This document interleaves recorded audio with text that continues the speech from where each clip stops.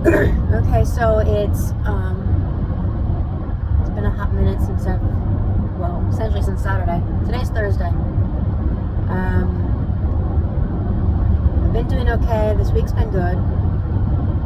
I tried up a couple of times, but that's only when somebody brought up my mom. There were people from the church that joined us at her celebration, and a lot of people didn't know her. Like, they really didn't. They don't know my dad either. And I went to church last night, and the ladies that joined on Saturday said that they really wish that they did get to meet her because of who she was as a person. I had a friend of mine that I met here reach out, and she said that she got sad because she's realized that love like my parents doesn't exist very often anymore, which made her sad. But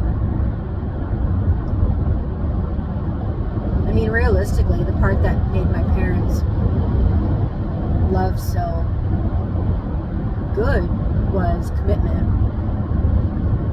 You know, I've been married for 20 years. Actually, this year is 21 years. And our relationship is 25 years old. We just noticed that a couple of days ago. Dude, been together for a quarter of a century. Jeez. That's insane. That's insane. So I had breakfast with my dad today. I left his house. I'm going up to Fort Worth only because I'm on this side of the area. I wanted to go check out a candle store. There's a candle store that I really want to go do, it's like a drop-in, make your own candle, and I really want to do that. I actually think I'm going to do that probably Monday next week when my kids are on spring break. Oh, Monday I'm fucking working. Fuck. Am I?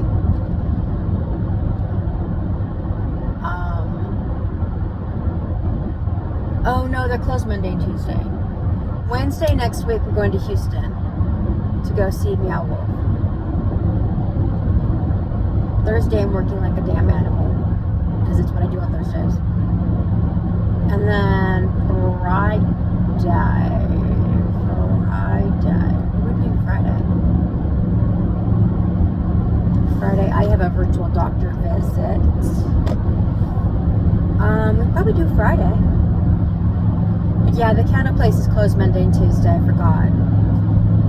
But two of my kids were on a trip, different trips this next week, and so I was just thinking about something that I could do with my 8-year-old, and she's never done a candle, so it's really not that big of a process. It really isn't. The longest thing that you're going to be doing is waiting for it to set. That's really essentially the longest thing you're going to be doing. But other than that, because that takes a couple of hours, other than that, that's about it. You figure out your smell, pour it in the wax, pick your container, put in a wick, pour your wax, and then it sits. That's it. That's the process. So I've done candle making before, and it is fun. I was just thinking about doing that because my candle from Magnolia just died. We had the Magnolia stay a while at our house, and that was the smell that I picked out for the house to smell like for their anniversary party in September last year. Oh, I keep forgetting to let you know that the anniversary party videos are on my channel under a playlist, the anniversary party playlist. And in true 2:35 fashion, there is traffic. I'd love to go down to Magnolia again. God, it's been so long since I've been down to Waco. Last time I went was in August of last year. It's August. I love Waco. Waco's so cute. But I chose Stay a While. And it's a really great scent. And in some ways, it does kind of smell like new paint. But it is a good one.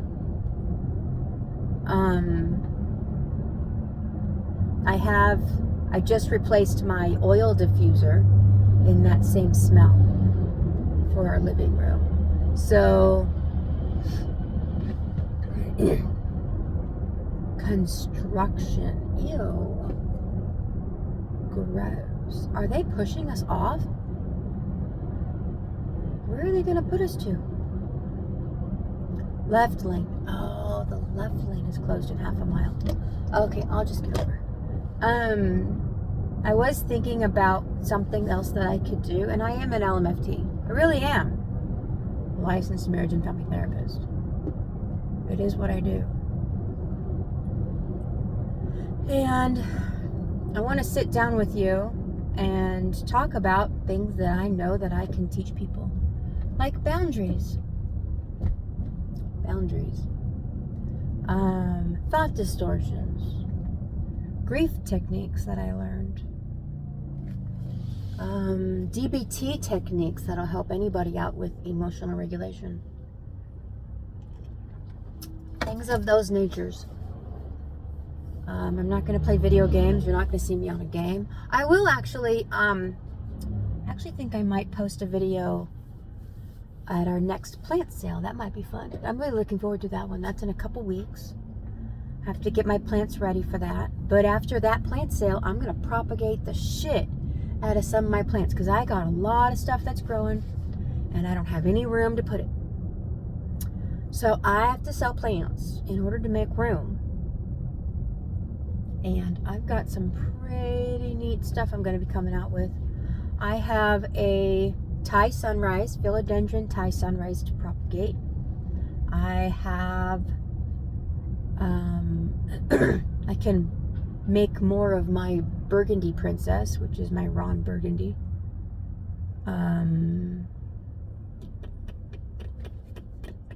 I have to give Godzilla a haircut. Oh my God, Godzilla is hitting the floor. They see it as a challenge. Godzilla is my Rhaphidoria dragon tail. He's huge. He's so big. He literally goes up and then he just comes all the way down to the floor. And I gave him a haircut last year. It's been 9 months. And all they see is like opportunity to grow. That's all they see with a haircut. They do not get scared with a haircut. They don't. Any plant sees it as a challenge, which I appreciate.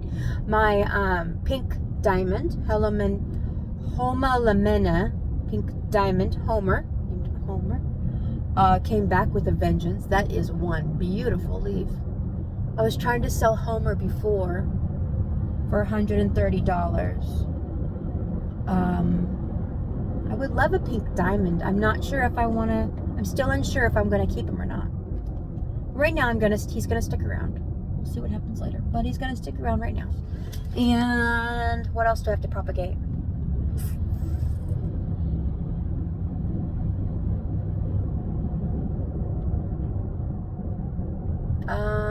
There's lots. I can't think of them right now. But I know my Thai sunrise is one of them. I need to, you know what, my Sir Red needs to, my Prince of Orange, Sir Red needs to get chopped. He needs a haircut. He needs a heavy haircut. He's never had one. So anyway, I'm gonna go up. Right now I'm going up to Central Market in Fort Worth. Because I love spending money on, God, that market is so bougie. It's such a bougie grocery store. It makes Whole Foods look like shit. And apparently somebody in my church from New York said that it's better than Wegmans, which I've seen Wegmans. Wegmans is pretty fancy. In this place, they grow their own mushrooms in the produce aisle.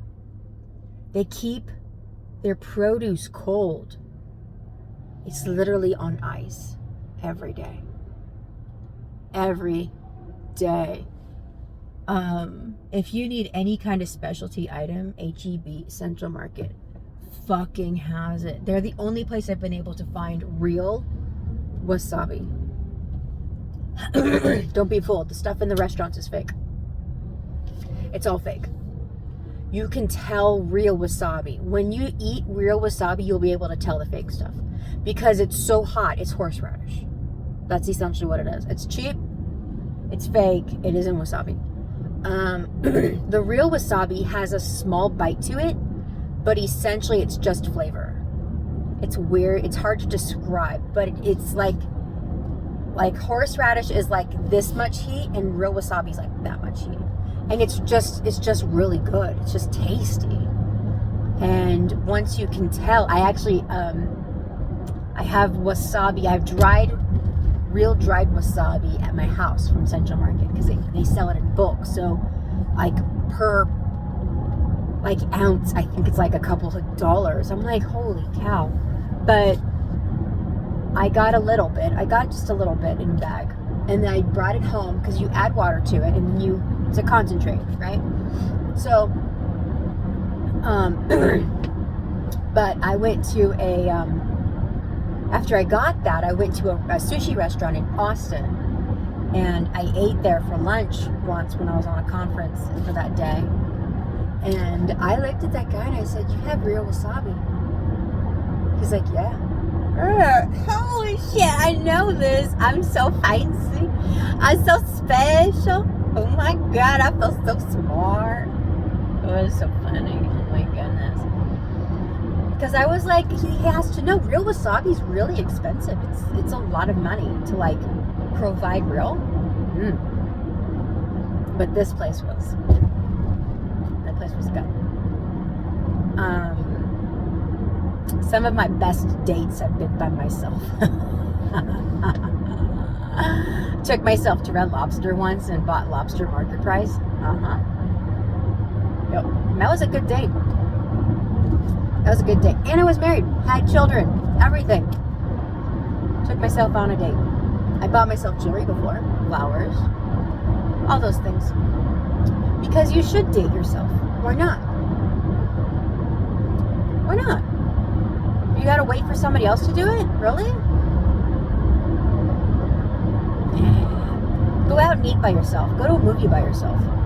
Buy yourself something special. Because you deserve it. You deserve it. Oh my god, 13. So, Dad's doing good. Our gauge of measurement is we cry less, which is appropriate. He cries less, unless there's something that he remembers or something's brought up in a way. And it's okay. I'm not afraid to bring it up. I asked him if he's bothered by me bringing it up. And he didn't say yes or no, but he said sometimes that he's doing better than others. So,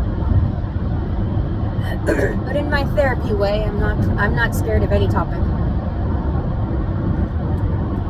including suicide. Hell, I talk about people's sex lives all day long. I talk about suicide with my kids. Gender identity, like drugs. I talk about all that shit with my kids. Because you have to. I look at my kids and I tell them, this is exactly what I tell them. If I'm not scared to bring it up, why are you scared to bring it up? Because I'll start the conversation. I'll just bring it up. I'll just be like, hey, what do you think about that? And it's a controversial conversation. It's one that makes them squirm. And my parents didn't have any of those conversations with me. So I'm not interested in them finding out information that's incomplete. I don't want to say it's wrong. It's just incomplete. Because most of the time, kids learn from kids. And it's not the full, it's not all the information. You know? They don't know it from an adult perspective that things will actually still be okay. Things will be okay. They just look at the people that are in the woods with them. Have you gotten out of the woods yet? No, and everybody around them is in the woods, and then they don't think they can get out of it. And they can get out of it. On a good note, my 17-year-old's almost 18 in August, and his dreaded 17th year is almost over. Yay! I told him way a long time ago that 17 is just a shit year. It's just a crap year. I don't antagonize him more than I should be. I love being annoying. That's always fun. But overall, we essentially just let him do what he's gonna do. He's a senior. So we trust him. We know he's doing the good stuff, and he's, minding his P's and Q's and shit like that. But he's just ready to move forward, and every 17-year-old is ready to move forward. I was 17 shit. 18's only better because you feel like you have a place in life. That's what 18 provides, that 17 doesn't. Otherwise, there isn't any difference between the two. Outside of you're now a legal adult. And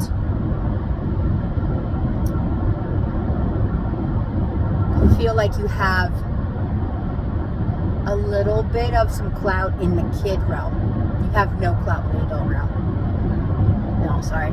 Nobody wants your opinion until you're at least 28. 28 was when was when they wanted my opinion on anything. And I was looking at him, and I was just used to not getting any life cred, And by the time somebody's like, what do you think? Like a 50-year-old, I was looking at him and I was like, you're talking to me? Like, you're really talking to me, huh? You want my opinion? The person was like, yeah, I want your opinion. Okay. Nobody's asked me for my opinion before, but okay. And by 28, I already had 2 kids in a house. And my master's degree. Yeah, I have a master's degree. But I didn't expect any street cred. Because it's just like, you spend 10 years just trying to earn it, and then eventually you just give up, and you're like, well, fuck, if I don't get it, I don't get it. And then you get it out of the blue, and it's like, wait, that's cool. Okay. Now it's totally to my head, because I'm 43 years old, and I'm looking at people going, nah, you're going to watch your attitude. No, dear, that's not working out. But in true 17 fashion, he doesn't like me, and that's okay. If you're a parent, and you have a teenager, that you're concerned about them doing something, or I don't want to minimize it, but ultimately, in the development and growth from a therapeutic standpoint,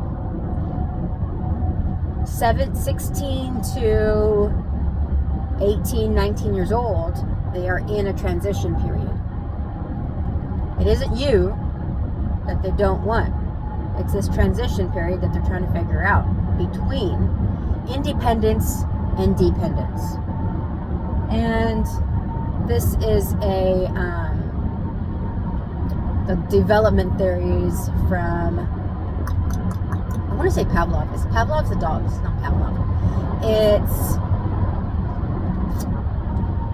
oh my goodness, I forgot. My brain doesn't work anymore.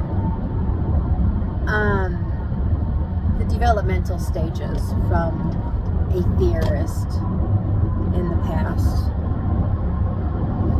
So they go through these stages, and eventually they'll find out where they live in themselves through dependence versus independence.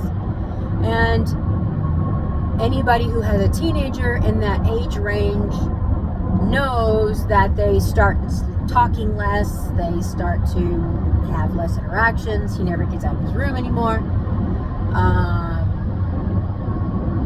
You know, they're starting to form their own opinions on everything, including your parents, me. Because they're trying to figure out who they are. And that's okay. That's okay.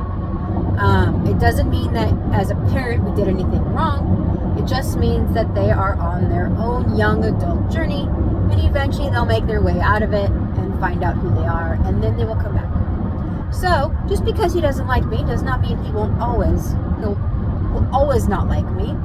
Plus, his kids are going to adore me, which is going to drive him stupidly crazy. So fucking funny. I had told him that, and he's like, no, they won't. I was like, I'll have money, boy, that you do not have. They're going to look at me like, Grammy, oh boy. Oh, if your daddy hasn't said no, yes, I will. But yes, I decided I'm gonna beat Gigi when that time comes. And my daughter thinks that Gigi is a great grandma name. My mom picked Gigi out in order for her great grandma name because she expected to be around for that. And I didn't remember that, and then I looked at her one day and I said, I want to be Gigi, and she's like, I'm Gigi. Well, love you, Mom, but the last one standing gets the name, so I'm Gigi. I won. I guess that's about all I can ramble on right now. Today's Thursday, tomorrow's Friday. I don't have to get up in the morning tomorrow because my kids are on spring break. Oh shit, I do have to get up tomorrow because my 8th grader needs to get to the airport by 4, I think. We'll find out. She's going to DC. She's coming back on Tuesday. My senior's going to Tennessee, Memphis specifically. They're driving there. And they will be there all next week, coming back next weekend. I think Sunday or something. I think it's like a 2-day drive. An overnight. They're going to overnight somewhere, I think. And then they'll end up in Memphis for a missions trip. So that should be fun. West. I need to go west. West, young man. Go west. Let me in. I'm coming. I've been to California. Yeah, fuck off. Alright. Well, thank you for watching. I really appreciate you being here with me and listening to me ramble about nothing really in particular that's important. But I like you. And I hope you have a wonderful day. Thank you for watching. Okay, bye.